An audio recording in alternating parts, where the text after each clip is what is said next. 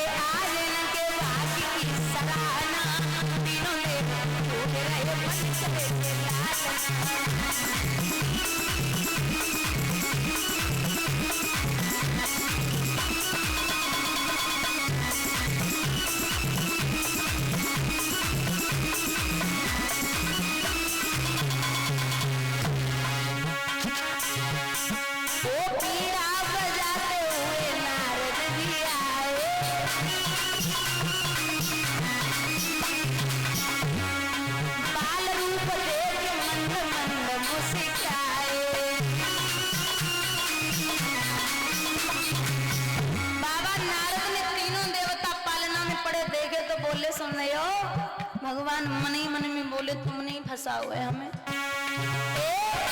ऐसे फंसे जाल में पूछे कोई हाल ना, तीनों देव झूल रहे वन करके लालना।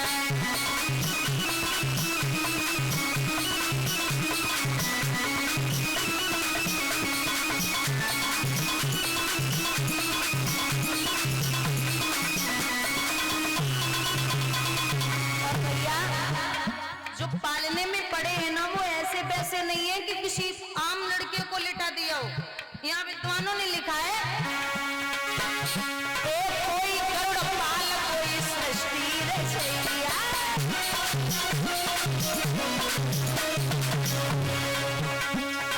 कोई गरुड़ पाल कोई सृष्टि रचैया,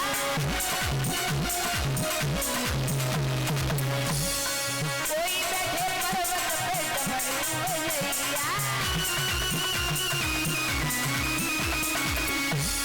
सती जी के सामने भाई नष्ट सब कामना, तीनों देव झूल रहे वन करके लालना।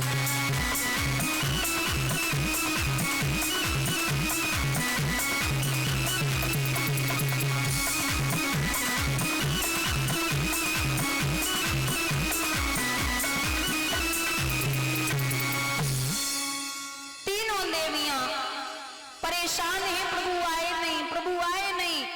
बाबा नारद बोले पहले तो भेज दियो, अब बोल रही आए नहीं, जाओ वो तीनों बालक बने पड़े उनको लेके आओ। अब तीनों देवियां पहुंची, सोनसुईया मैया सुन बोली मैया हमसे गलती है गई, इनकी कोई गलती ना है, बस एक बार हमें थोड़ा सा दिखा दो। मैया बोली काहे को उनको परेशान करे हो, अरे तुम मुझसे ही पूछ लेती, मैं ही बता देती।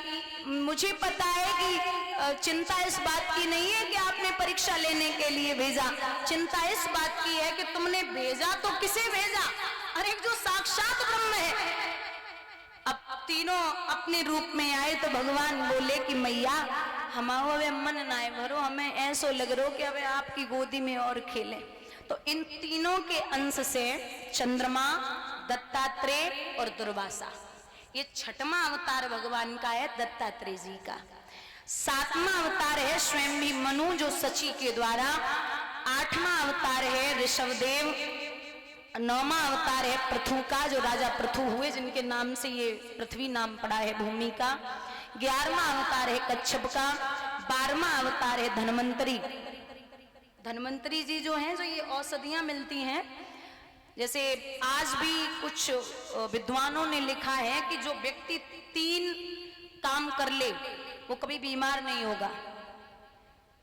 जैसे सुबह 1 गिलास गुनगुना पानी उठ के, दोपहर में 1 कटोरी दही और शाम को 1 गिलास गुनगुना दूध पी ले तो वो जीवन में वो बीमार नहीं होगा। डॉक्टर की जरूरत है। सुना है छत से गिर पड़ा और पांव टूट जाए तो फिर डॉक्टर के पास ना जाने, ऐसे नहीं। थोड़ा वो भी है कि सुबह योगा और एक्सरसाइज, बहुत सारी चीजें होती जो करो और ये सब खाओ, थोड़ा ध्यान दो तो बीमार नहीं होगे। ये प्रभु का 12वां अवतार था। 13वां अवतार है मोहिनी रूप। 14वां अवतार है नरसिंह का। 15वां अवतार है बावन भगवान का। 16वां अवतार है परशुराम जी का, ये भगवान के अंश है परशुराम जी। और 17वां अवतार है वेद व्यास जी का। 18वां अवतार है राम जी का। 19वां अवतार है बलराम जी का। 20वां अवतार है कृष्ण जी का। 21वां अवतार है बुद्ध जी का। 22वां अवतार अभी होने को है कलयुग में। संबलपुर गांव में विष्णु यश ब्राह्मण के यहाँ भगवान कन्या के गर्भ से कल्की के रूप में अवतार लेंगे। कलयुग में ब्राह्मण होंगे एक विष्णु यश नाम के, उनका एक बिटिया होगी कुंवारी कन्या, उसके गर्भ से भगवान का अवतार होगा। तो 22 ये और 2 बोए हैं ग्रीव और हंसा अवतार, टोटल हो गए 24। बोलिए गोविंद भगवान की। ये प्रभु के 24 अवतारों का वर्णन दिया गया। सबसे पहले महाराज भगवान ने कृपा की है तो व्यास जी ने महाभारत लिखा। आप श्रवण कर रहे थे, बड़ी पावन चर्चा चल रही थी महाभारत की। अच्छा, ये महाभारत जो है, पूरे महाभारत में भगवान ने राजनीति के अलावा दूसरा काम नहीं किया। पूरे महाभारत में भगवान जैसा राजनीतिज्ञ न तो था और न है और न कभी होगा। बहुत बड़े राजनीतिज्ञ हैं। स्वयं भगवान ने शांति दूत बन के कहा था कि आप कुछ भी नहीं कर सकते तो एक काम करो, क्या पांडवों को 5 गांव दे दो। तो कहा कि आप 5 गांव की बात करते हो, मैं सुई की नोक तक की जगह नहीं दूंगा। दुर्योधन ने कहा, भगवान बोले युद्ध होगा, और असलियत तो ये है कि भगवान खुद चाहते थे कि युद्ध हो। अच्छा, ये जो ईर्ष्या, घमंड, अहंकार, हमें खूब पता है कि जो सामने वालों खेत जो है वो अपनो ना है, और फिर वो हम जो सोच रहे कैसे कब्जा हो जाए, और चाहे वो कब्जा में पूरे कोर्ट कचहरी के चक्कर में पूरे खेत की कीमत हमारा पैसा खर्च हो जाए, लेकिन जो खेत अपनो हो जाए, तो ये विवाद है। और एक विद्वान ने लिखा है, ध्यान से सुनना भैया, कि विद्या काय विवाद करे तो उन विद्वानों का क्या होगा, और करे अनीति निर्बल ही तो फिर बलवानों का क्या होगा।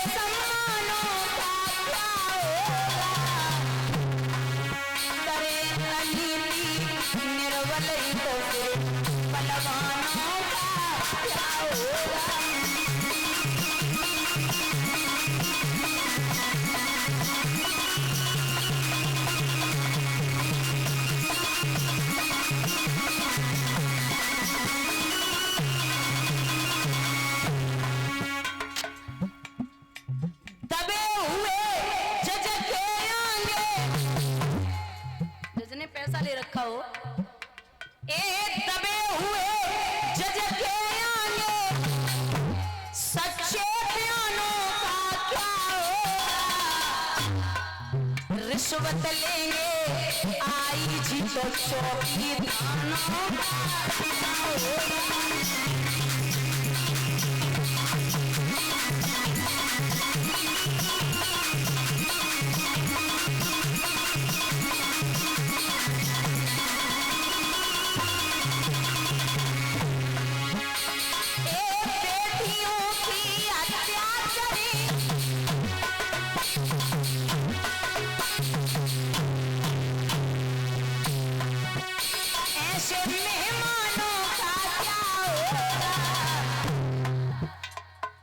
माता पिता की सेवा करें न उन संतानों का क्या होगा।